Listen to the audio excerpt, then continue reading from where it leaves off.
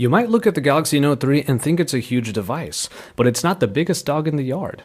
Hey, it's Joshua Vergara from Android Authority. What's going on, everybody? And this is a quick look at the Samsung Galaxy Note 3 versus the Sony Xperia Z Ultra.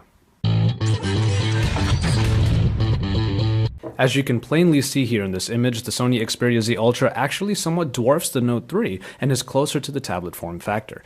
Indeed, the Z Ultra brings a flat profile that gives it a black slate look and performs very well as a tablet. Covered almost completely of glass, the Sony phone comes with the signature Xperia silver power button and is a very thin device. Handling the Z Ultra is a lot easier than its size may make it look, as the thinness and rigid sides make it pretty easy to position.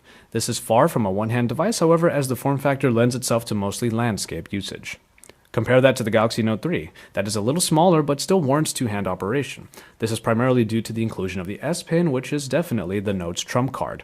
The Galaxy Note 3 comes with a couple great design choices of its own, as Samsung did away with the glossy plastic that many of its products employ, and this time comes with a textured plastic that looks and feels a lot better. It isn't as thin as the Ultra, and has a more rounded look, but its angles are a little more decisive this time around. While landscape usage is definitely in its way, you'll primarily be using the Note 3 in portrait with the S Pen. It's in the screens that both of these phones get their larger sizes. The Note 3 has gotten a 0.2-inch increase from its predecessor due to slimmer bezels. Its Super AMOLED display is a lot like the Galaxy S4 screen that brought great saturation in colors, only bigger. It's a great screen that continues Samsung's display tradition.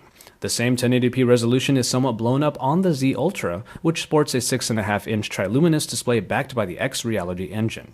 It handles the darker tones of Xperia's Timescape UI very well. When it comes to media, you get a great experience either way. Even if the Z Ultra doesn't make the colors pop out as much as the Note 3 screen, it still feels like a small Sony TV in practice.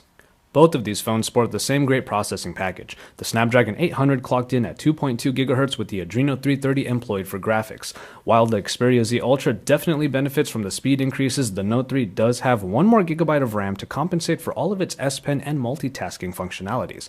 And while the 32 mAh battery of the Note 3 is replaceable, the 3050 mAh unit in the Z Ultra is not. Both do come with expandable memory, however. The camera section doesn't benefit the Z Ultra that moves more toward the tablet form. Its 8-megapixel shooter brings the nice superior auto-powered interface but doesn't have a flash, nor the many features that are found in the Galaxy Camera app. The 13-megapixel shooter on the Note 3 is capable of a ton of different creative photography modes and should sport the same great quality as the shooter in the Galaxy S4. Finally, in software, it's another instance of the typical dichotomy, the super robust and feature-packed TouchWiz up against a more simplistic and classical competitor. The Note 3 not only brings with it the colorful TouchWiz look, but also adds in a ton of navigation features that the S4 had, and then adds in the S Pen. Indeed, with the S Pen you can write notes, contextually plug information, do some scrapbooking, and overall have a great stylus experience. It's an operating system that might prove a little overwhelming for some, however. Contrast this with the Xperia's Timescape, the user interface that keeps everything simpler with a somewhat stock-looking UI. Sony's additions of small apps and even its own apps like the Walkman bolster what is pretty much a classical experience. And so, there you have it. Two of the biggest players in the game, and while one might focus on a kind of personal assistant experience, the other is definitely one of the best big screens available for media.